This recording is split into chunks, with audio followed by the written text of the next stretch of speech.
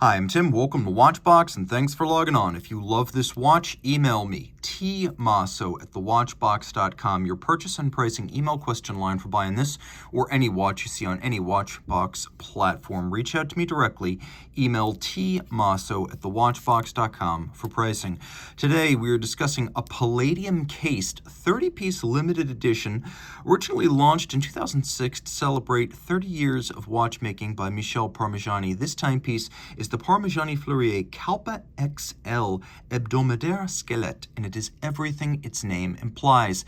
An 8-day power reserve, fully skeletonized. Encased in palladium, it has a movement made of solid gold, and it is fully skeletonized and engraved. It's easy to wear for its size. It's 37 millimeters across, not including the crown. It's a surprisingly svelte 12 millimeters thick and from lug tip to lug tip 52.5 millimeters with a 23 millimeter spacing between the lugs. The timepiece is broad, but it's also nice and shapely, so it curves around the wrist. It's a large timepiece, but I could wear it on my 16 centimeter circumference wrist. You can see the look is large, but the fit is tight and close coupled, and it would slide underneath the cuffs. No issues there. So if your wrist is my size, 16 centimeters circumference or larger, game on. Taking a quick look, of course, we have here an Hermes strap. Hermes is a stakeholder in the Parmigiani companies, especially Vaucher manufacture, the movement arm. And so Hermes supplies beautiful straps to the Parmigiani brand itself. You can see dark, large rectangular scale alligator leather in a semi-gloss finish. Appreciate that it is a sheer cut edge showing the layers of the leather. There's a monotone stitch, and then we have a wonderfully buttery calfskin on the bottom, really soft. And all the same, take a look. This is a brand new Hermes strap, so it's not as though this is broken in. These straps are this soft straight from the factory. Now, as you can see, the flank of the case has been etched away a little bit to create a bit of a recess for the strap to pivot, which is nice because the strap is very close hauled to the case. There's not much of a gap between them. It's aesthetically pleasing, but you can see just how close the lugs are drilled to the case, so the pivot centers of the strap are actually closer together than the ends of the lugs, so the watch wears smaller than it is. The case is in PD950, precious metal palladium, something we rarely see on luxury watches. There you can see PD950, and the lugs are beautifully sculpted and stepped out from the case. You can see they're handsome teardrop style, and if you look carefully, you can see that these lugs are made the old-fashioned way. Parmigiani, as a group, has all of the faculties necessary to make a watch: movement case, bracelet, dials, and they make their own cases. And you can see here that the lugs were welded on as separate components, and then the welding marks were removed to create this sharp, clean break between lug flanks and case. The crown is slightly recessed into the case band so it doesn't stick out unduly. You can see Parmigiani Fleurier, or the Parmigiani Fleurier logo, I should say, on this beautifully polished and knurled crown.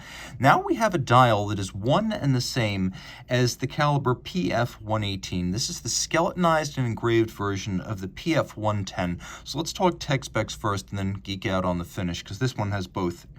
Manual wind, 8-day power reserve. It beats away at 21,600 vibrations per hour. It pivots on 28 jewels. It is elaborately adjusted in the 5 standard positions of a chronometer. And as you can see, it features twin mainspring barrels. So in addition to the 8-day power reserve, it has a very even torque release over that period. So you don't get a huge surge of amplitude and fast running when it's highly wound. And you don't get a pronounced slowdown after 2, 3, 4 days of operation. That's the advantage of having twin barrels. There is a power reserve indicator that's ghosted onto the dial. We have little sapphire mounting points on which the calibrations of the dial and the power reserve are actually printed. You can see that lives on top of the movement underneath the primary sapphire. All of this is 30 meters water resistant. Now, about this movement, the PF110 is the basis for this movement, but the PF110 is not made of 18 karat gold, skeletonized and engraved. This is all of those things. You can see the barrels have been opened up to show the mainsprings within.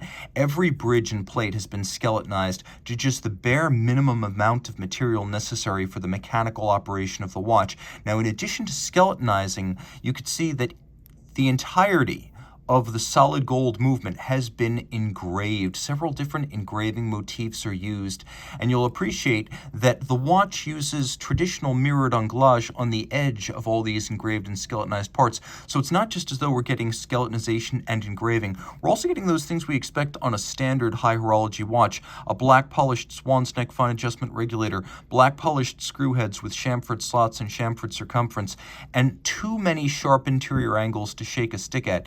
You could see where two bevels meet with a sharp inward cleft. That is one of the greatest challenges in finishing a watch.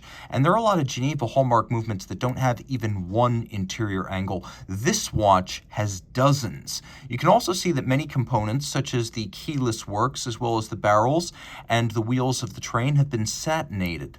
And you can see the bridge on which the power reserve indicator is mounted has been both gilded and satinated. So there's a lot of differential finish here. You could probably enjoy this watch for hours under a loupe and never see the same thing twice, discovering something new each time. Reach out to Team Mosso at thewatchbox.com for purchase and pricing details of this 30-piece edition.